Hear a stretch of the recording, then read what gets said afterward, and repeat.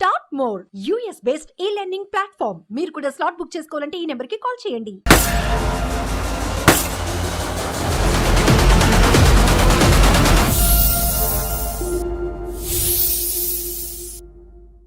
నమస్తే కళ్యాణ్ చక్రవర్తి. నమస్తే జయ గారు. నమస్తే.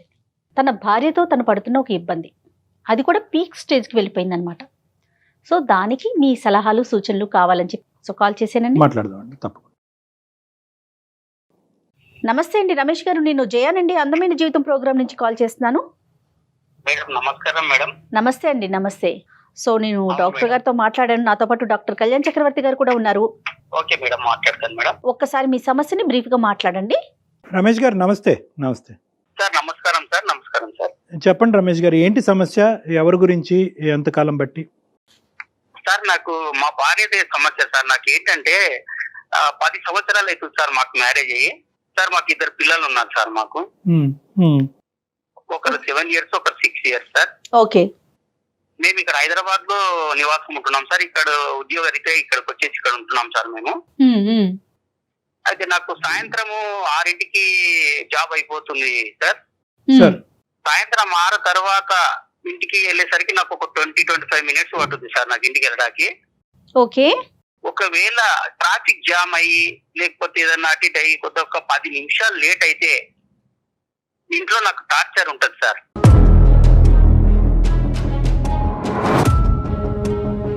ఏంటంటే ఎక్కడికి వెళ్ళావు, 10 నిమిషాలు ఎక్కడికి వెళ్ళావు నువ్వు, 10 నిమిషాలు ఎక్కడికి వెళ్తారు, ఎందుకు తొందరగా రాలేదు, ఇలాంటి టార్చర్స్ మొదలైతాయి మేడం.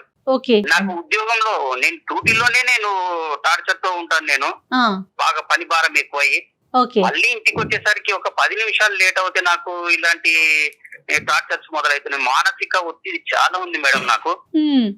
ఒకసారి నేను మామూలుగా ఒక మాట అనేసి నేను డ్యూటీకి వెళ్ళిపోయాను సార్. మార్నింగ్ నేను వెళ్ళిపోయేసరికి మళ్ళీ ఈవినింగ్ వచ్చేసరికి ఇంట్లో ఒక చీటీ రాసి పెట్టి ఉంది, తాళం వేసి ఉంది సార్. నా గురించి వెతకక నువ్వు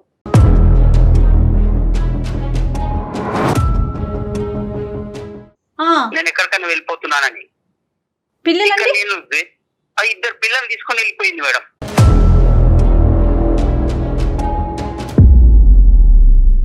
కాదు ఏంటి సార్ సంఘటన, ఏం జరిగింది, దానికి ముందు ఏమైంది? మామూలుగా టీ అడిగాను సార్ నేను. ఆ టీ అడిగిన దానికి కూడా అంటే మామూలు అంతకంటే ముందు రోజు ఏమంటే కొత్త 10 నిమిషాలు లేట్ వచ్చాను సార్ నేను డ్యూటీ నుండి. మళ్ళీ లేట్ గురించి, లేట్ అయ్యారనేదే? లేట్ అయ్యే దానికి మామూలు చిన్న చిన్న సమస్యలు సార్. ఇవి పెద్ద సమస్యలు కావు సార్. చిన్న సమస్యలకి అవి పెద్దగా చేసుకొని నాకు మెంటల్ టార్చర్ పెట్టేస్తుంది సార్. ఎక్కడుందండి, వాళ్ళ ఇంటికి వెళ్ళిందా? లేదు సార్, వాళ్ళ ఇంటికి వెళ్ళలేదు సార్. మళ్ళీ ఎక్కడ హైదరాబాద్ లోనే ఉంది సార్. సార్ రైల్వే స్టేషన్లు వెతికాను, తర్వాత ట్యాంక్ బండ్ దగ్గర వెతికాను. అదే కదా మరి, మనుషులు కనిపించకపోతే అది ఎంత కంగారు. నరకం లేండి, అది నరకం. తర్వాత సార్, తర్వాత ఇంకా ఎలాంటివి ఏమైనాయి? నేను టీ పెట్టియమంటే టీ పెట్టడానికి వెళ్ళి మామూలుగా చిన్న గొడవతో స్టార్ట్ అయ్యి మామూలుగా చీర కొంగు మన స్టవ్ పైన పెట్టి పడేస్తుంది సార్.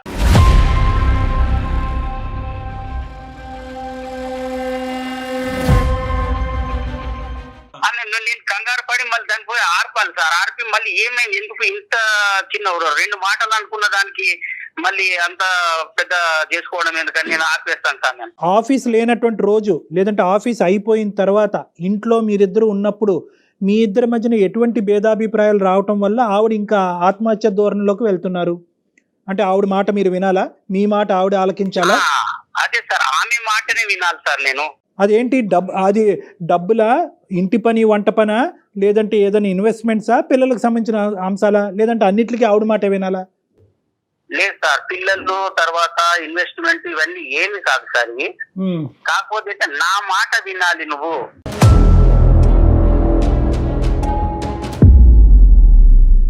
పెళ్ళైన దగ్గర నుంచి ఇంతేనా? పెళ్ళైన దగ్గర నుంచి ఇంతే మేడం. మామూలుగా ఒక 2-3 నెలలు మామూలుగా ఉన్నారు మేడం. ఎన్ని సంవత్సరాలు అవుతుందండి మీకు పెళ్ళయ్యి? 10 సంవత్సరాలు అవుతుంది మేడం. 2 పిల్లలు. ఇప్పుడు మా వాళ్ళు ఉన్నారు సార్. మా వాళ్ళ దగ్గరికి నేను వెళ్ళాను అనుకోండి, మా అక్క చెల్లెళ్ళ వాళ్ళ దగ్గరికి వెళ్తే ఎందుకు వెళ్ళావు అనేటువంటి గొడవ స్టార్ట్ చేస్తారు సార్. వాళ్ళ దగ్గరికి వెళ్ళొద్దు, నేను ఎవరి దగ్గరికి వెళ్ళొద్దు, నేను ఎవరితో మాట్లాడకూడదు, ఎవరితో ఫ్రీగా మాట్లాడినా ఎందుకు మాట్లాడావు, ఈ అనుమానంతో మళ్ళీ ఇంటికి వచ్చిన తర్వాత ఏమన్నారు సార్, మళ్ళీ 10 తర్వాత ఇలాంటి టార్చర్ స్టార్ట్ చేస్తుంది సార్. మళ్ళీ తర్వాత టార్చర్ స్టార్ట్ చేసిన తర్వాత 11, 12 అవుతుంది సార్ మాకు ఈ గొడవ, చిన్న చిన్న గొడవలు. ఇంట్లోంచి వెళ్ళిపోవటం ఒకటి, చీర కొంగ ఏమొచ్చి స్టవ్ మీద వేసి తను హామ్ చేసుకునేటటువంటిది ఇంకా ఏమైనా ఉన్నాయండి ఇలాగా? ఇంకా ఉన్నాయి సార్. మామూలు వంట రూమ్ లో వెళ్తా సార్, వంట రూమ్ లో వంట చేసుకుంటూ చేపలు తీసుకొని కోసేసుకుంటుందండి.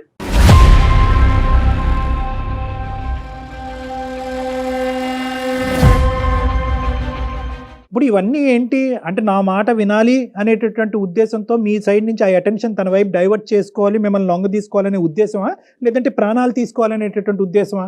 లేదు సార్, ప్రాణం నన్ను ఏమనదు సార్, నన్ను ఏమనకుండా ఆమె చేసుకోవడం, ఆమె చేసుకుంటాను సార్. మిమ్మల్ని ఏమి చేయదు, కానీ తను నిజంగా ప్రాణాలు తీసుకోవాలనే ఉద్దేశమా, లేదంటే మీ అటెన్షన్ తన వైపు డ్రా చేసుకునే ఉద్దేశమా? సార్ ఆ టైంలో నేను అటెన్షన్ లేకపోతే ఏమన్నా జరగవచ్చు కదా సార్. అదేలేండి, తన ప్రయత్నం కాస్త నిజం అవ్వచ్చు. ఓకే, అర్థం అవ్వచ్చు కదా సార్. నేను అటెన్షన్ లో లేకపోతే నేను ఏమన్నా అవ్వచ్చు సార్. అంటే అలర్ట్ గా ఉంటాను సార్. నేను ఏ టైంలో ఏమవుతుంది మళ్ళీ అటు చూసేసరికి ఏదో ఒకటి చేసేసుకుంటాను సార్. సార్ ఇంకోటి ఒకసారి హ్యాంగ్ కూడా చేసుకుంటారు, హ్యాంగ్ చేసుకోవడానికి కూడా ప్రయత్నం చేసింది సార్. దానికి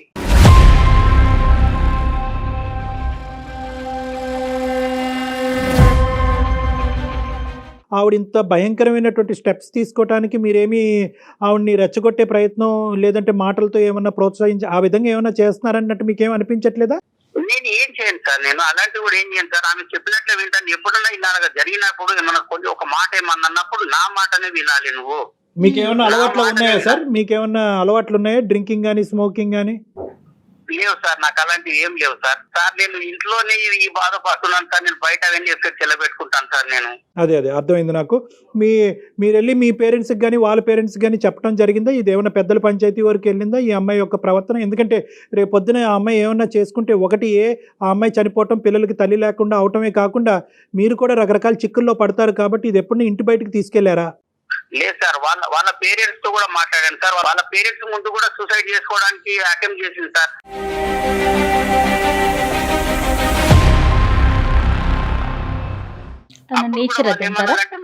అల్లుడు గారు మీరు కొంచెం మా అమ్మాయిని జాగ్రత్తగా చూసుకోండి అని చెప్పారు సార్. సో తను సరదాగా నవ్వుతూ ఉండే సందర్భాలు ఉంటాయండి ఆవిడకి? ఎప్పుడైనా నవ్వుతూ సంతోషంగా ఉంటాయా, లేదంటే ఎప్పుడు బాధలు, గొడవలు, చనిపోవటానికి థ్రెట్స్ ఇలాంటివే ఉంటాయా?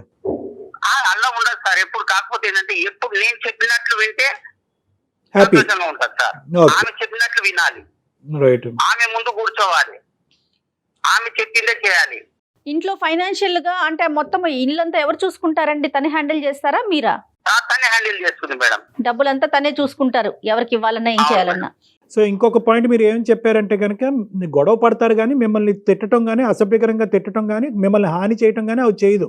ఏం చేస్తారు, నన్ను ఏమన్నది సార్. కాకపోతే ఏంటంటే ఆమె ఏమన్నా చేసుకుంటే నాకు భయం సార్. నాకు ఒక మానసికమైనటువంటి ఒత్తిడికి లోనయ్యాను సార్ నేను. ఆఫ్ కోర్స్ అది భయంకరమైనటువంటి నరకం లేండి. ఎందుకంటే ఆఫీస్లో కూర్చోలేరు, ఇంట్లో కూర్చోలేరు, ఎక్కడ నిలబడలేరు. తనకు కావాల్సినటువంటి విధానం భర్త పాటించాలి అంటే కనుక తన ప్రాణాలు తీసుకోవటం గురించి కూడా తను వెనకాడదు. తన బాధ్యత ఏంటి, పిల్లలకి తల్లి ఏంటి, రేపొద్దున నిజంగా తను చేసేటటువంటి అటెంప్ట్ నిజమయ్యి తన ప్రాణాలు పోతే కనుక రేపొద్దున వచ్చే పరిస్థితి ఏంటి అన్నది కూడా అమ్మాయికి అర్థం కావట్లేదు. ఆవిడతో ఏమైనా మాట్లాడదామంటారా? ఆవిడ ఫోన్ ఏమండి మీ వైఫ్ తో ఏమైనా మాట్లాడొచ్చా? మనం డాక్టర్ గారితో మాట్లాడించొచ్చా? వద్దు మేడం. మళ్ళీ నన్ను ఇంటికి వెళ్ళిన తర్వాత నన్ను ఏం చేస్తూ నాకు భయం వేస్తుంది మేడం. నాకు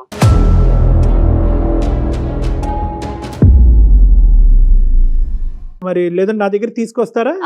పోనీ పర్సనల్ గా తీసుకెళ్తారా? అసలు రావాలి కదా తను.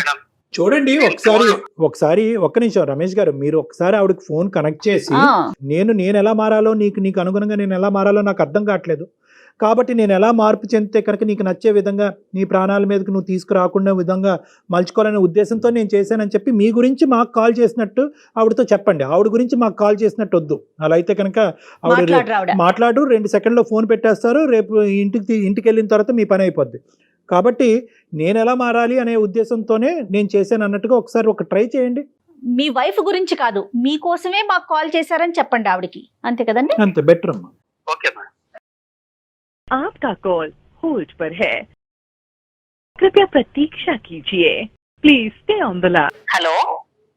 హలో హారిక, చెప్పు. ఏంటి ఈ టైంలో ఫోన్ చేసావు? ఆఫీస్ లో వర్క్ లేదా? ఉంది, ఆఫీస్ లోనే ఉన్నా నేను.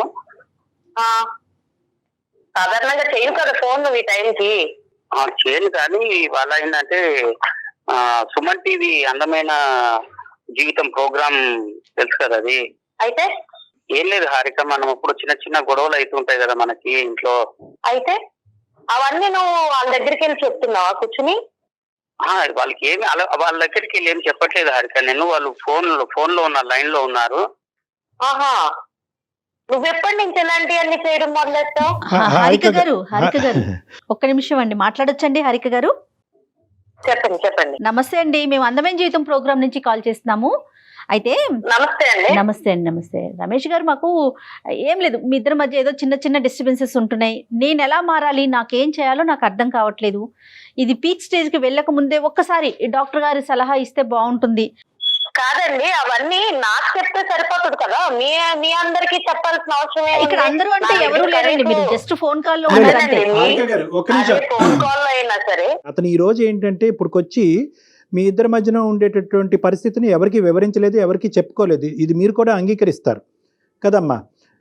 అతను ఏంటంటే అవునండి. ఏదైనా మీ ఇద్దరి మధ్యన 4 గోడల మధ్యనే సెటిల్ చేసుకోవాలి, ఇంటి గుట్టు బయటకు తీసుకెళ్తాం ఎందుకని చెప్పి బహుశా దగ్గర మీ 10 సంవత్సరాల జీవితాన్ని అతను ఈ విధంగానే గడిపాడు. కానీ ఇదే ఫస్ట్ టైం మన ప్రోగ్రామ్ చూసి ఈ ప్రోగ్రామ్ మీద నమ్మకం కలిగి వీళ్ళు ఇన్వాల్వ్ అవుతే కనుక దీనికి ఒక సొల్యూషన్ వస్తుంది అని చెప్పి, అది కూడా ఎలా అడిగాడు, ఏమండి మా ఆవిడకి నచ్చేటటువంటి విధంగా నేను మారాలి అని అనుకుంటున్నాను, ఎన్ని ప్రయత్నాలు చేసినా నేను విఫలమవుతున్నాను, నేను నచ్చే విధంగా మారితే కనుక మా ఆవిడ మానసికంగా ప్రశాంతంగా ఉంటుంది, సో మా ఆవిడ ప్రశాంతత గురించి మా కుటుంబం గురించి నాకు ఒక 2 సలహాలు ఇవ్వండి అంటే, బాబు నీ సైడే చెప్తే మాకేం అర్థం అవుతుంది, ఆవిడకి కూడా ఫోన్ కలిపాయి అంటే అతను భయపడుతూ లాస్ట్ మినిట్లో మేమే కన్విన్స్ చేసి మీకు కల్పించాము. దయచేసి ఈ అంశం మీద అతని మీద మీరు కోప్పడద్దు, అసలు మీరు ప్రాణాలే తీసుకునే పరిస్థితి వరకు ఎందుకు వెళ్తుంది, ఎందుకు ఇన్ని అటెంప్ట్స్ చేశారు, ఏం జరుగుతుందో ఒకసారి చెప్పండి అమ్మా ప్లీజ్, మై రిక్వెస్ట్. ఏం లేదండి, ఇప్పుడు నాకు ఒక్కొక్కరికి ఒక్కొక్క రకంగా వాళ్ళ పైన ప్రేమ ఎలా ఉందన్నది తెలుస్తుంది. ఇప్పుడు నా భర్తకి నా పైన ప్రేమ ఎలా ఉందంటే, నాకు ఇలాంటి చేసినప్పుడు ఆయనలో ఉన్న అసలైన ప్రేమ నాకు బయటకు తెలుస్తుంది. మిగతా అందరూ సినిమాల్లో చూపించినట్టు బయట పై మాట్లాడి అవన్నీ ఉత్తుత్తి డ్రామాలు. ఇప్పుడు భయం వచ్చింది అనుకోండి, లోపల నుంచి ఏమనిపిస్తే అదే కదా బయటకు వస్తుంది, అంతేగాని నటించలేడు కదా, భయం నటించలేడు కదా. సో నాకు ఏదన్నా నచ్చలేదు అనుకోండి, ఇప్పుడు నేను ఏం చెప్తాను, నాతో ఉండమన్నాను, అందులో తప్పేం మాట్లాడా లేదు కదా. నాతో ఉండు, నన్నే చూడు, నాతో మాట్లాడు, నువ్వు మాట్లాడే 10 నిమిషాలైనా నాతో మాట్లాడు, కామెడీ చేస్తా నాతో మాట్లాడు. నేను మా అమ్మగారి ఇంటికి వెళ్ళినా కూడా ఈయన్నే తీసుకుని వెళ్తాను, ఎందుకంటే నాకు అక్కడ కూడా ఒకదాన్ని ఉండడం ఇష్టం లేదు కాబట్టి ఈతో ఉండాలనుకుంటున్నా, అందులో తప్పేమని చెప్పండి. అతను మీతో ఉండాలి అన్నది అది ఫుల్ఫిల్ చేయలేకపోతున్నాడా, చేయగలుగుతున్నాడా? చేస్తున్నారండి. ఇప్పుడు దాని గురించి కంప్లైంట్ చేయడం ఎందుకని అంటున్నాను నేను. మీకు అవన్నీ కూడా ఒక కంప్లైంట్ లాగా నేను ఇంటికి వెళ్ళినా తీసుకురావాలి, ఇవన్నీ కూడా మీకు చెప్పాల్సినంత ఇది ఉండదు కదా అని నేను అంటున్నా. కానీ అంతకంటే ముఖ్యం ఏంటంటే రోజువారీ అంశాల్లో అతను చెప్పడం ఏంటంటే కనుక, నేను ఒకసారి ట్రాఫిక్ డిలే ఇంకో కారణాల వల్ల ఇంటికి టైంకి చేరుకోలేనండి, అది కూడా ఒక ప్రాబ్లం అయిపోతుంది. నిజంగా ప్రాణాలు తీసుకునే అంత భయంకరమైన గొడవలు అంశాలు ఉన్నాయమ్మా మీ ఇద్దరి మధ్యన? అంత అంశాలు ఏం లేవండి. నా ప్రేమ నేను ఇలాగే చూపించగలను, నాకు ఇలాగే వచ్చు, నేను ఇలాగే ఉంటా. నాకు ప్రేమ వచ్చినా కోపం వచ్చినా నేను ఏదైనా ఎక్స్ట్రీమ్ లెవెల్లోనే చేస్తాను.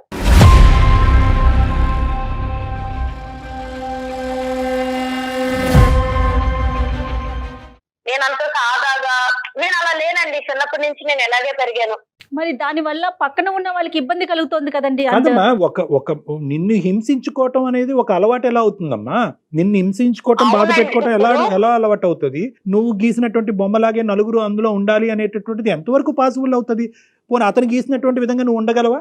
ఇక్కడ థింగ్ ఏంటంటేనండి, నేను నలుగురిని ఉండాలని నేను కోరుకోవట్లేదు. ఒకటి, నేను ఆయన పెళ్లి చేసుకున్నాను, ఆయన నన్ను పెళ్లి చేసుకున్నాడు, నా మనిషి అన్న కూడా నాకు తగ్గట్టు ఉండాలన్నది నేను అనుకుంటున్నాను.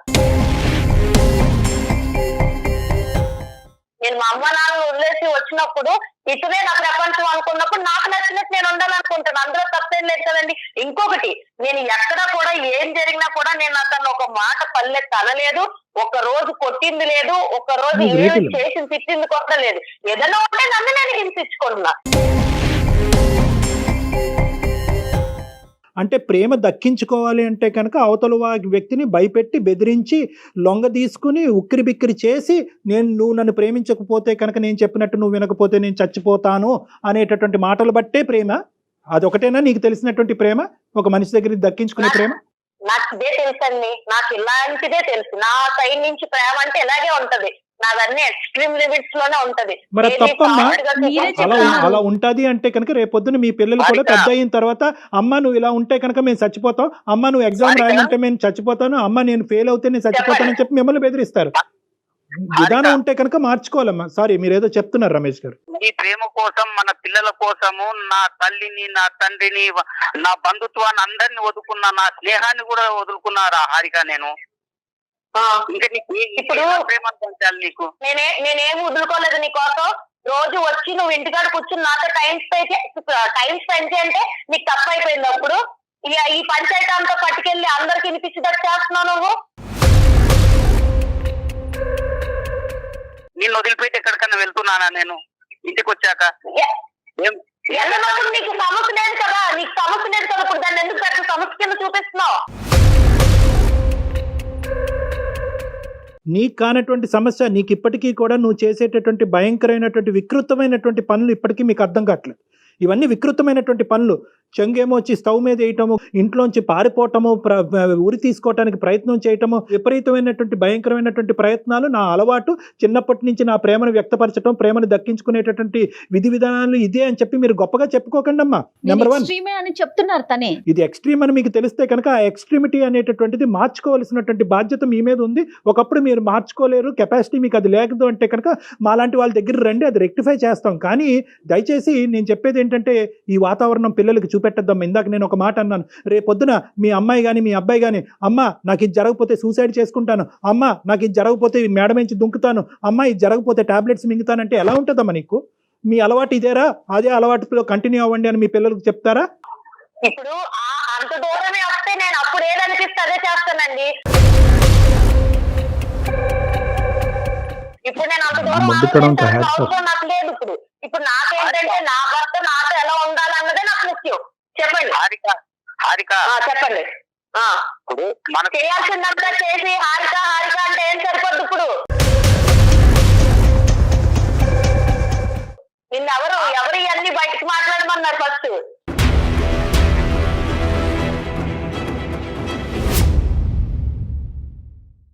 లేదు కాదు హారిక, మనకు పెళ్లి అయి 10 సంవత్సరాలు అయిపోయింది, 2 పిల్లలు ఉన్నారు హారిక మనకి. మన పిల్లలు నాకు గుర్తు లేదా? నువ్వు గుర్తు చేస్తున్నప్పుడు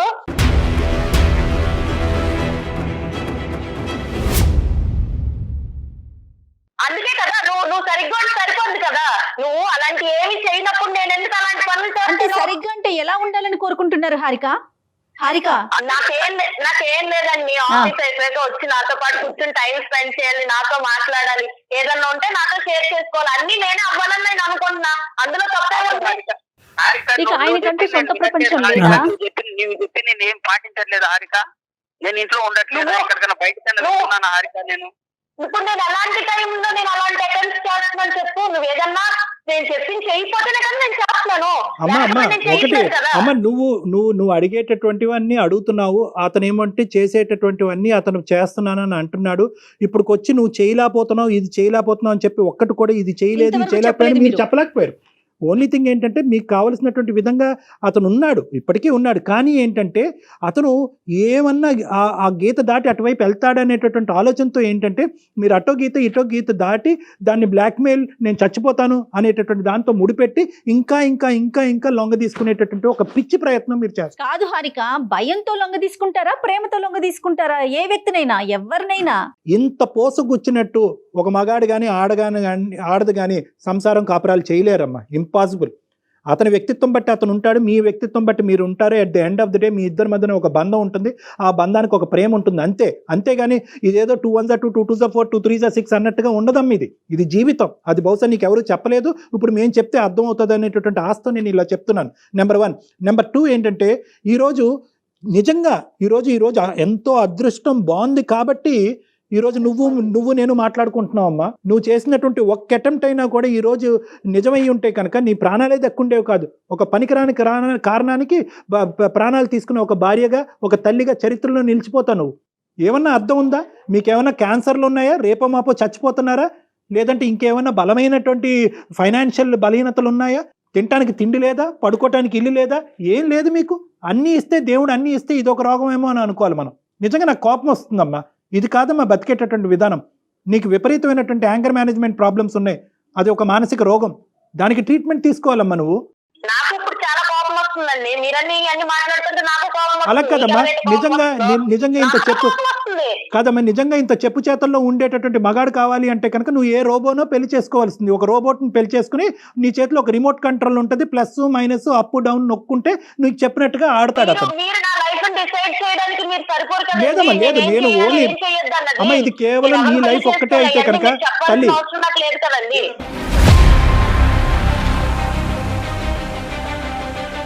నీ లైఫ్ ఒక్కటే అయితే కనుక నేను ఇలా మాట్లాడినమ్మా. నీ లైఫ్, నీ పిల్లల లైఫ్, నీ భర్త లైఫ్, అందరి లైఫ్స్ ఇక్కడ ముడిపడి ఉన్నాయి కాబట్టి నీకు చెప్తున్నాను.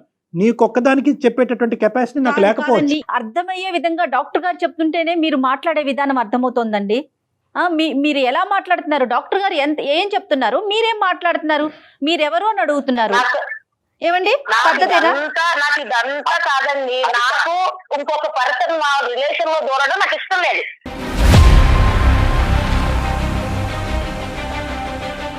అది డాక్టర్ అయినా అవ్వండి, ఇంకెవరన్నా అవ్వండి, నాకు ఎవరు ఇష్టం లేదు. అది ఏదన్నా మీ ఇద్దరు మా ఇద్దరు ఒకటి హారిక గారు, ఇంకెవరు దూరడం నాకు ఇష్టం లేదు.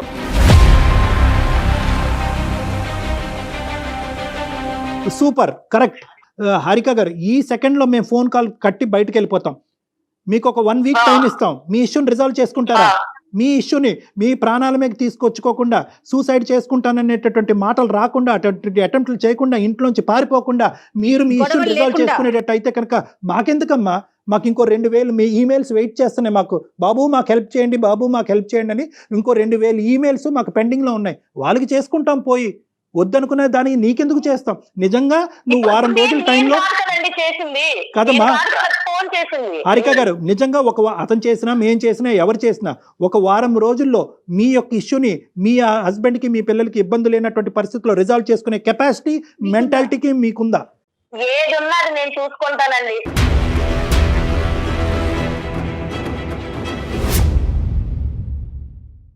ఎలా ఉండాలి, ఎలా చేయాలి, ఏం చేయాలి అన్నది నాకు ఎవరు చెప్పినా నచ్చదు.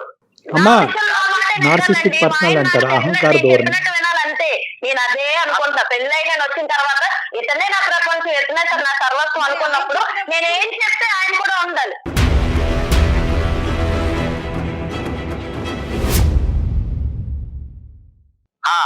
డాక్టర్ గారు, మీరు వింటున్నారు కదా, వ్యవహారం రోజు ఇలాగే ఉంటుందండి. నాకు ఇంట్లో టార్చర్ నేను భరించలేకపోతున్నాను సార్. మీరు ఎలాగైనా మాకు ఈ యొక్క సమస్యకు పరిష్కారం చేయాలి సార్. రమేష్ గారు, టార్చర్ అనే పదం మీరు వాడుతున్నారు, మేము అనుకుంటున్నాం, జయ గారు అనుకుంటున్నారు, కానీ అక్కడ ఆవిడ అనుకోవట్లేదు కదా. ఆవిడకి అది టార్చర్లా కనిపించట్లేదు. అది విధానము, అది ఒక పద్ధతి, ఆవిడ నేర్పరితనము, ఆవిడ ఆలోచన శైలి, పుట్టేరుగా ఆవిడ ఇలాగే బతికిందంట. మా వాళ్ళని అందరిని వదులుకున్నాను సార్, నా ఫ్రెండ్స్ వదులుకున్నాను. అదే మీరు చేసిన పొరపాటు. మీరు చేసిన తప్పే పొరపాటు ఏంటంటే ఆవిడ ఒక చెయ్యి పట్టుకుని కిందకి, మీ కాలర్ పట్టుకుని ఒక్కొక్క మెట్టు కిందకి ఈడ్చుకుని వస్తున్నంత సేపు మీరు కిందకు వచ్చారు. ఎందుకు వచ్చారంటే కుటుంబాన్ని కాపాడటానికి మీరు వచ్చారు.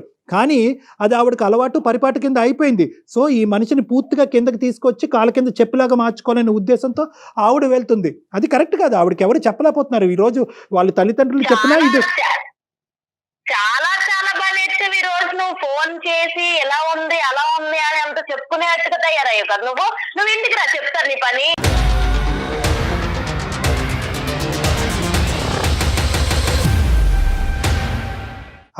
హారిక సారీ అమ్మ మేమేమన్నా తప్పుగా మాట్లాడితే క్షమించండి, కానీ ఒక్క నిమిషం ఇంటికి రాస్తే చూద్దాం అని చెప్పి ఈరోజు ఇప్పటి వరకు అతను చూడలేదు అని అన్నావు. ఇప్పుడు ఏంటంటే అతను చూస్తాను అని అంటున్నావు. అతను చూస్తావో నువ్వేమన్నా చేసుకుంటావు అనేటటువంటి భయంతో మాకుంటుంది. ఒక్క 2 నిమిషాలు మనం మాట్లాడుకుందాం. ఒక్క నిమిషం హారిక. ఇప్పుడు ఇదంతా కాదండి, నాకు ఇప్పుడు కోపం తెప్పించాడు మా ఆయన.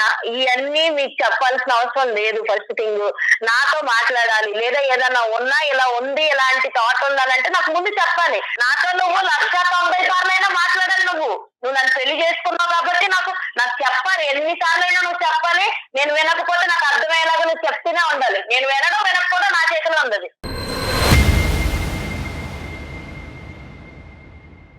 హారిక, మనకు పెళ్లి చేసేది పెద్ద మనుషులే కదా, వాళ్ళే కదా మనకు అంతా చేసేది. పెద్ద మనుషులు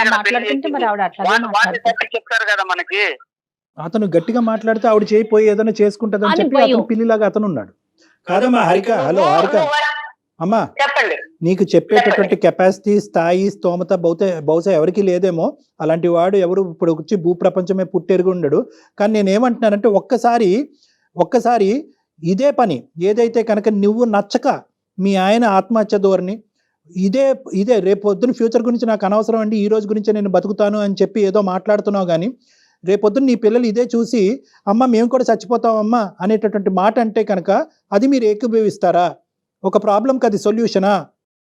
నేను అందుకే అంటున్నానండి, నేను ఫ్యూచర్ గురించి ఇప్పుడు ఆలోచించను. అండ్ ఇంకా మేము ఏం గొడవ పడినా ఏం చేసినా సరే అది మేమిద్దరం ఎక్కువ ఉన్నప్పుడే నేను ఎక్కువ గొడవ పడ్డాను, కానీ పిల్లల ముందు నేను అంత ఎక్కువగా అయితే గొడవ పడిన సందర్భాలు అయితే లేవు. అమ్మా ఇది ఎంతకాలం నీ ఫ్యూచర్ ఎక్కడో లేదమ్మా. నీ ఫ్యూచర్ ఏం 100 కిలోమీటర్ల దూరంలో లేదు. ఇది ఒక 10 రోజుల్లో, ఒక 2 నెలల్లో, ఒక సంవత్సరం దూరంలోనే ఉంది. ఇటువంటి ధోరణి నీ పిల్లలకు అలవాటు అవటానికి, ఇటువంటి ధోరణిలో మీ భర్త కూడా మాట్లాడటానికి, లేదంటే ఈ హింస భరించలేక నువ్వు చెప్పి చేస్తున్నావు. అతను చెప్పకుండా చేయొచ్చు. అతను చెప్పకుండా చేస్తాడు. అప్పుడేం చేస్తాడు? హారిక, నా ఆలోచన అంతా నువ్వు నా పిల్లలే హారిక, మీరే నాకు సర్వస్వం హారిక. నాకు అంత ఆలోచన ఉన్నాడు అయితే నువ్వు ఇట్లా ఫోన్లు కలిపి ఫోన్లు చేయించి మాట్లాడించాడు కాదు. కానీ నువ్వు మాట్లాడుకో, నువ్వు చేసిందంతా చూసాను, నువ్వేం చేసావు కూడా నాకు అర్థమైంది. నీకు ఎంత సంధిస్తే నువ్వు ఎలాంటి పనులు చేస్తావో కూడా నేను ఊహించగలను. అందుకే నేను ఎంత కూడా నీకు గ్యాప్ ఇవ్వకుండా నువ్వు టైం అయ్యాక ఇంటికి రావాలన్న, అందులో నేను నిస్వార్థంగా ప్రేమించాలని అనుకుంటున్నా. అందులో తప్పే ఉంది? నీకు అది ఇబ్బంది అయిపోతుందా? నాకు తెలియక అడుగుతున్నాను. కాదు హారిక, నేను కాదని ఎక్కడికన్నా వెళ్ళానా రాధిక? నేను ఎక్కడికన్నా వెళ్ళానా? కంప్లైంట్ లేనప్పుడు నీకు వెళ్ళనప్పుడు, నీకు కంప్లైంట్ లేనప్పుడు ఇప్పుడు ఎందుకు దాన్ని పెద్ద కంప్లైంట్ కింద చూపిస్తున్నావు? మరి కాదు హారిక, నువ్వు చెప్పినట్టే వింటున్నాను కదా హారిక. ఏంటి నాన్న నువ్వు చెప్పినట్టే వింటున్నాను? నువ్వు ఆవిడ టీచరు, నువ్వు స్టూడెంటా? బాగుందయ్యా మీ స్కూలు. ఇదంతా కాదు, నేను చెప్పినట్టు వింటున్నాను అని అంటావు. మరి ఆవిడ చెప్పినట్టే విను. మాకెందుకు ఫోన్ చేసావు? ఇక్కడ కర్ర ఎరగకూడదు, పాము సాగకూడదు అంటే ఎలాగా? మేము గట్టిగా చెప్తుంటే నువ్వేమో ఆ అమ్మాయి కాళ్ళ వేళ్ళ పెట్టుకుని బతుమాలుతున్నావు. సరే, నీ భయాలు నీకు ఉండొచ్చు, ఇంటికి వెళ్ళేటప్పటికి ఆ అమ్మాయి ఏమవుతుందో అనే భయం నీకు ఉండొచ్చు. కానీ ఈ సమస్యకి పరిష్కారం ఎలాగా? ఆ తల్లిదండ్రులు చెప్పలేరు, ఎదిరింటోళ్ళు పక్కింటోళ్ళు చెప్పలేదు, ఒక డాక్టర్ గారు, ఒక సీనియర్ యాంకర్ గారు చెప్పలేరు. ఇంకెవరు చెప్తారు? ఆవిడకి ఎవరొకరు చెప్పాలి కదా. మేము ఒక విధంగా తీసుకెళ్తుంటే నీ కాలు పట్టుకుంటా, నీ పాలు పట్టుకుంటా, నువ్వు సమయం అంటే ఏంటి? హారికాని నువ్వు చూసుకోకపోవటం కాదు, హారికానికి అవసరానికి మించి నువ్వు చూసేసుకున్నావు. హారికానికి కావాల్సినటువంటి ప్రేమ అవసరానికి మించి ఇచ్చేసావు. ఆవిడకి సరిపోవట్లేదు. ఎన్ని బకెట్లైనా ఇంకా నిండట్లేదు ఆవిడకి. ఇప్పుడు మళ్ళీ మేము ఎలా మాట్లాడితే కనుక అక్కడేం గొడవ అవుతుందనే భయంతో ఇంకా నేను అసలు సిసలుగా నేను ఇంకా మాట్లాడలేకపోతున్నాను. నాకు భయం వేస్తుంది ఇక్కడ. ఇన్ని మాటలు అనిపించాలని నన్ను చోకి ఫోన్ చేసింది లేదా మెయిల్ పెట్టింది? నిన్ను ఇన్ని మాటలు అనిపించడానికి కాదు హారిక, మనకేమైనా సొల్యూషన్ దొరుకుతుందేమనే నేను కాల్ చేశాను. నేను ఆహా, సొల్యూషన్ రా, ఇంటికి రా, నేను చూపిస్తాను నీకు సొల్యూషన్ ఏంటో.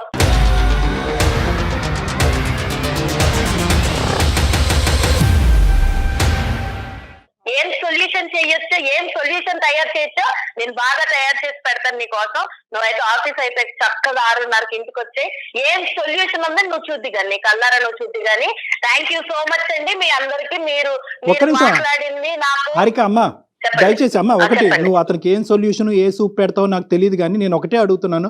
ఒక్కసారి అవకాశం ఉంటే కనుక ఈ రోజు అతను చేసినటువంటి తప్పుకి బహుశా అతను మీకు కాల్ చేసి మేమే అతన్ని ఇబ్బంది పెట్టి బలవంతంగా నీకు కాల్ చేయించడం జరిగింది. ఎందుకంటే ఎక్కడో చోట ఒక సానుకూలమైనటువంటి పరిష్కారం ఈ ప్రాబ్లంకి ఉంటుందేమో అనే ఉద్దేశంతో నేనే కలపండి అంటే అతను చాలా భయంతో కలిపాడు. ఇందులో అతను తప్పేం లేదు. బహుశా ఏదైనా తప్పు ఉంటే నాదే. నేను ఒకటే మిమ్మల్ని రిక్వెస్ట్ చేసుకునేది ఏంటంటే, ఒక్క 2-3 రోజులు శాంతియుతమైనటువంటి వాతావరణంలో నా క్లినిక్ వైపు నుంచి మీరు వెళ్ళేటట్టుగా అయితే ఒక్కసారి నా క్లినిక్ రండి ప్లీజ్, మనం కూర్చొని మాట్లాడుకుందాం. సరే అండి, నాకైతే ప్రస్తుతానికి ఎవరి వాదనలు ఎవరి పరిష్కారాలు వినే ఉద్దేశం అయితే నాకు లేదు. మొత్తానికి ఈ రోజు మీరైతే మాట్లాడారు కాబట్టి థ్యాంక్ యూ సో మచ్. దానికోసం అయితే ఉంటాను. మరి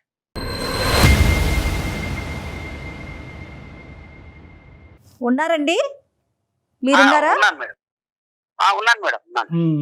బాగా అర్థమైంది లేండి మాకు మీ పరిస్థితి. 10 ఏళ్ల నుంచి మీరు ఎంత బాధ అనుభవిస్తున్నారు.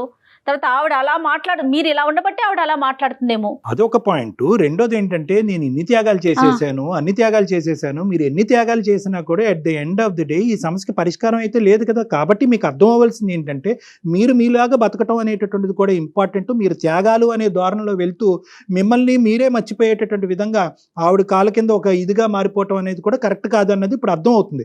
మీరే తెలిసి తెలియకుండా ఆవిడకి నేను లొంగ తీసుకునే కొద్దీ ఇంకా తొక్కే కొద్దీ మా ఆయన ఇలా అవుతాడు అనేటటువంటిది అలవాటు చేశారు. ఇక్కడ మీ జుట్టు సరే. అందించేశారు. జుట్టు అందించారు. ఇప్పుడు ఏంటంటే టూ లేట్. ఇప్పుడు ఇదంతా మాట్లాడుకో మొక్కగా ఉంది మానే వంగునా అని అంటారు. సో ఇదంతా టూ లేట్. స్టార్టింగ్ లోనే ఏంటి నువ్వు చేసేటటువంటి డామినేషన్ ఇది కరెక్ట్ కాదు. అంటే నా ఫ్యామిలీ అని నా ఫ్యామిలీ కోసం చేశాను సార్ నేను ఇదంతాను. చేశారు కానీ ఫలితం ఏది? ఆ బకెట్ ఎక్కడ నిండింది? ఆ సంతృప్తి ఎక్కడొచ్చింది? ఇంత చేసినా కూడా ఆవిడ నోట్లోంచి ఒక్క పదం వచ్చిందా? ఏమయ్యా నాయన నువ్వు ఇన్ని చేసావు, ఇన్ని త్యాగాలు చేసావు అని ఒక్క మాట వచ్చిందా? కానీ నెగిటివ్ గా కూడా ఏం చెప్పలేకపోతున్నారు కదా కళ్యాణ్ లేదా గారు. అక్కడ నెగిటివ్ గా లేదు. ఆవిడ చెప్పేది ఏంటంటే ప్రేమ దక్కించుకోవటం అనే దానికి ప్రాసెస్ ఇదేనంట.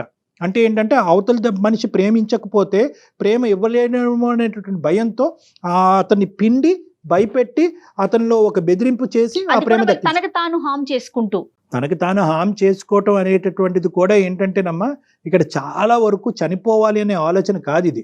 బెదిరించేటటువంటి ధోరణే. కానీ ఇందాక రమేష్ గారు అన్నట్టు ఆ బెదిరింపు కాస్త నిజం అవ్వచ్చు. ఏదైనా అవకాశం ఉంటే ఒకసారి డాక్టర్ గారి దగ్గరికి వచ్చి కలిసే ప్రయత్నం చేయండి మీ వైఫ్ ని తీసుకొని. అంత అవకాశం ఇస్తారా మీకు?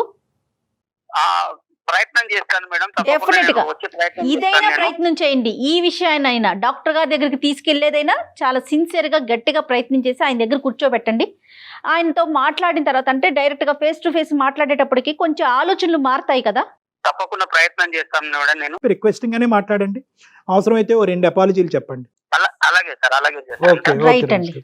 ఓకే రమేష్ గారు, అసలు సమాజం గాని కుటుంబ సభ్యులు గాని ఎవరు తోడుంటారండి ఇలాంటి క్యారెక్టర్ కి? ఫైనల్ గా చాలా మంచి ప్రశ్న అడిగారు. ఫైనల్ గా ఇలాంటి వాళ్ళ జీవితాలు ఏకాకిలు అయిపోతాయి. ఎవ్వరు ఉండరమ్మా, సంబంధికులు ఎవరు ఉండరు. వెనక్కి తిరిగి చూస్తే ఎవరు ఎవ్వరూ ఉండరు. కనిపించరు. తల్లిదండ్రులు ఆల్రెడీ డిశ్చార్జ్ అయిపోయారు. భర్త ఎంతో కాలం ఉండడు ఇలాంటి వాళ్ళతో. మనం ఇది రెక్టిఫై చేయకపోతే పిల్లలకి ఏముంది అంత ఓపిక వరకు. పిల్లలు ఎందుకు అమ్మ నీ తిండి అక్కర్లేదు మా తిప్పలేదు మేము పడతాం అని చెప్పి తొందరలోనే వాళ్ళు దండం పెడతారు.